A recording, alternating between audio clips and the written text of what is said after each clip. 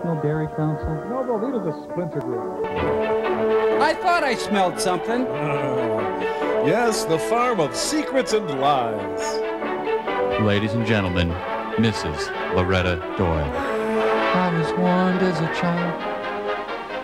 This is a story about the summer George and Betty spent on Uncle Jim's dairy farm. A cautionary tale.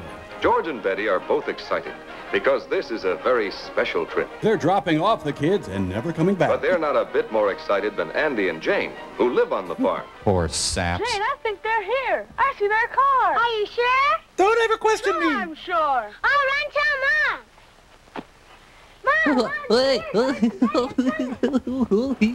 Here in frame 54, Mr. Connolly is struck by the bullet. No wonder they're all so excited. After Uncle Fred and Aunt Alice go back to the city, George and Betty are going to stay to spend a whole summer on the farm with Jane and Andy. Where's Uncle Jim? Dad's out in the field. Come on, and they'll let you ring the bell to call him. Okay. Let's go tip some cattle. Go ahead, Betty. You ring it. Ah, yes, the bell signals a nuclear attack in these parts. Well, now they have nothing to look forward to. I never want this day to end. Well, what do you know? Someone fell in the thresher again. Already the children have disturbed Uncle Jim. Uncle Jim is an edgy man who should not be riled. Ganj, Betty? The grown-ups have things to talk about, but Andy and Jane have their plans all set. The first thing to do is to show their city cousins some new things around the farm. Their throats tighten with apprehension. And because it is a dairy farm, the first thing they show off Oh, nothing. is We're not the doing anything. milking parlor, where their older brother Bill has started the milking. How are you? We're fine. Mine is clean in here. That's right, Betty. All dairy farms want to keep their barns clean, and their cows, too. Is that why you're washing the cow? Every morning and evening, George, just before they're milked. This is one way we help to make sure the milk is always pure and wholesome, and good tasting, too. Go on, taste her. See those pipes up there? The milk runs from the cow through those pipes to the big cooler in the milk room. Yeah, it's cold and fresh. Excuse me, back here. I need some help back here. I got something caught in the... Uncle Jim, how do cows make milk? Oh, they make it out of what they eat. Yeah, but what do they eat? Well, come on. I'll show you. The kids feign interest so as not to rile Uncle Jim. See? We dump this stuff in the creek and the government pays us for it. Wow, look at it all. I just saw a finger. Can we go home? Well, now, this is what the cows eat at milking time. Pure, uncut. First one's free, kid. Why, that looks like some of our breakfast cereal. Well, that's pretty much what it is, Betty. As a matter of fact, cows are a lot like people. They're Now, sinners. this feed is a special mixture of ground grain with the extra vitamins and minerals that cows must eat to stay healthy. Of course, they eat grass and hay and silage, too. They need all different kinds of good food, plenty of good, clean water, and a clean, comfortable place to live. That way, they grow to be strong and healthy. When we Well, I better slaughter get over there them. and help your brother Bill with the milking. You know, Andy, I think that maybe Betty and George would like to see the hayloft. What do you think? Not really. Is there anything on TV? Now Junior Samples and Lulu Bill make their appearance. On my spine! I don't think, because my doctor, I'm frail and I have allergies, but if you really want me to... Oh, I found the pitchfork! All the commotion provokes a bull snake nesting in the hay. I gotta be careful of my new jeans, because I got them at Pomida. Tonight on ESPN2, hayloft rope swinging. You'd better watch, because it might happen. This is when you get that tingly feeling. It's easier when a stagehand helps.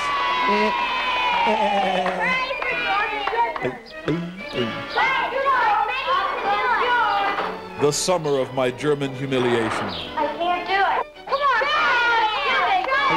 on. But I want to write poetry and act and... I can't do it. That's okay, George. You can't do it now, but the bigger and stronger you get, and the more you practice, the more things you can do. You'll be able to do it by the end of the summer. Now give me 30, soldier! George and Betty soon discovered that on a farm, everybody has work to do. Why, Miss Guernsey does the typing. Right now, this new calf doesn't need any help. It's just 2 days old, but it knows where its dinner is. Hey, no But later snacking. on, it will be Andy's job to teach the calf to drink its milk from a pail and to eat other feed. Hey, this is Skim. Uncle Jim and Bill make sure the grown-up cows are properly fed, that they get grain and grass and silage, all the good food and clean water they need to make good, fresh milk. Well, you'll pay one day, Hayseed. You'll go what's coming, farmer. There was plenty for everybody to do. Betty helped Jane take care of the baby lamb, And prepare a mint sauce. and they all learned about pigs, too. More than you'd ever want to know. Don't ever do that. A very special Ziffel family reunion. So this is enough to get you up in the morning, huh? Okay. So, cities, nightclubs don't mean anything to you, George do and they? Andy helped Bill feed the pigs every day, Day after life-sucking day. while Betty and Jane helped with the babies. Drink it. Just drink it. These would make nice purses.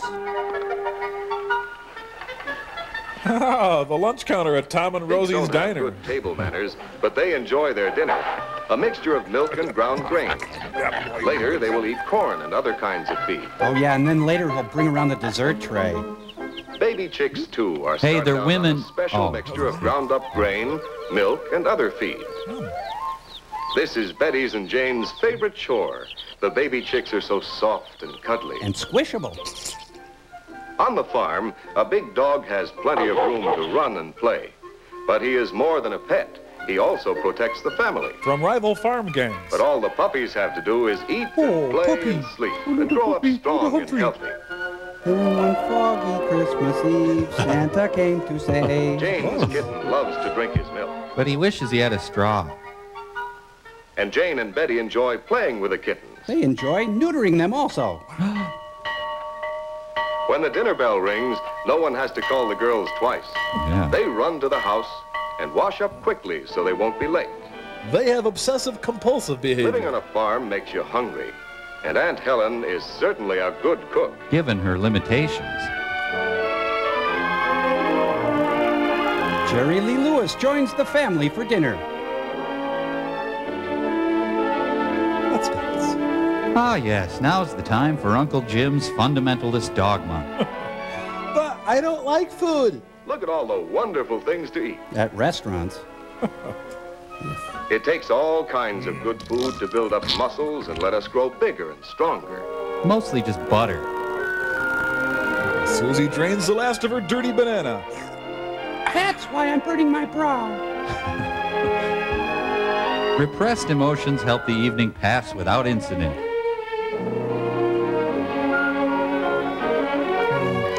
Man, your dad goes on.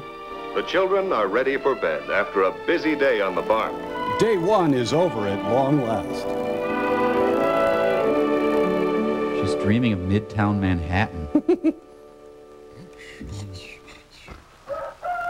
3 hours later, it's up again.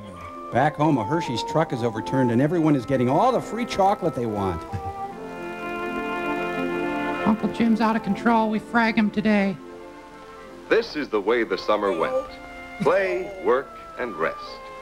The children helped with the chores, Let my people go. while Bill helped in the cornfield. Despair was the bumper crop. Andy and George kept the vegetable garden clear of weeds. I remember ringing a bell. Jane and Betty brought in fresh eggs each day Given by disgruntled chickens. and helped Aunt Helen with the housework. I was rhubarb queen of the 5-state area in 48, so many gentlemen callers I had in my day. It was fun, too, especially riding the horses. Why, it's a wonder cities even exist. Whenever they were hungry in the middle of the afternoon, Too bad. there were snacks under the shady trees in the big yard. They had to graze just like the animals. Pig's knuckles. Uncle Jim's sick again. Good white hearty white bread for white people.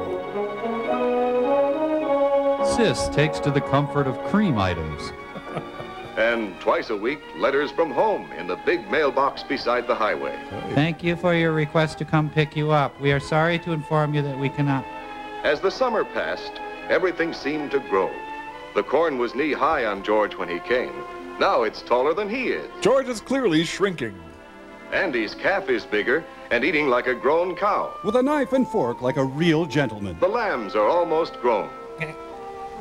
And look how big the pigs are now. Equal rights for pigs. The little chicks have become grown chicks. They want to wear makeup and nylon. George and Betty have grown bigger and stronger, too. George can even shinny up that rope now. The stagehand helps him, too. Yes, they've had a wonderful time. They've learned how animals grow through good, nourishing food. I think it's dead. They've learned how work and play and fun go together on the farm. Elsie and I are in love, and you can't stop us. They've had good, nourishing food to grow on. And plenty of sleep. Why, Uncle Jim's even enrolled them in the Posse Comitatus. Corn coming after me. Stalks attacking me. The summer is over, and George and Betty are waiting for their parents to take them back to the city. Freedom! Abner, just throw them their winter clothes and then floor it. Hey, they're driving right by. Wait! It's time for goodbye now, but the children will have a lot to tell their friends at home. Heck, I was pretty hard on them, Clark, but I think you'll understand when you see how well behaved they are. It'll be a long time before either George and Betty learn to forgive, or Andy and Jane forget that summer of fun on Uncle Jim's dairy farm. You weren't there when we had our summer of fun. We went to Condu in Orlando. Goodbye! We'll send you that arm if we find it. So long, you corn-shucking suckers! My Jim handy.